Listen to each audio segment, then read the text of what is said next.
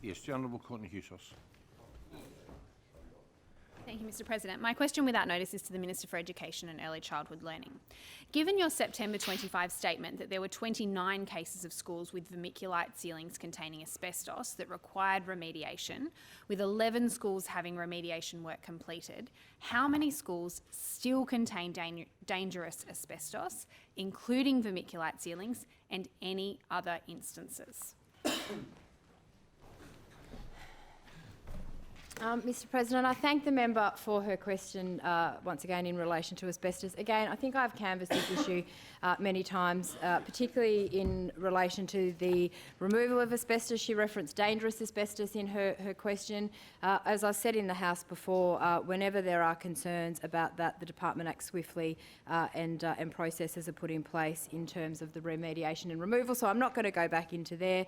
In relation to the specifics around the cases of vermiculite, the member has asked me about that. I can tell her that the asbestos register includes 9 incidences of friable asbestos. School infrastructure mark vermiculite ceilings in this category as a precautionary measure. As members would or should understand or appreciate, it's better to always be safe and cautious when it comes to issues around asbestos. That's why they are on there. I can advise the member that cases of vermiculite have been tested, and of the incidences identified on the register, only 29 of the over 2,200 schools require remediation. This work is underway. Again, the advice that I have remains that 11 schools are already completed and the others are progressing through the stages of remediation.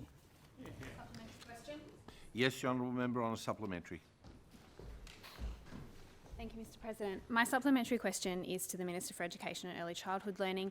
Can you elucidate when the remaining schools will have an exact time frame for when all of the remaining schools will have the vermiculite ceilings removed?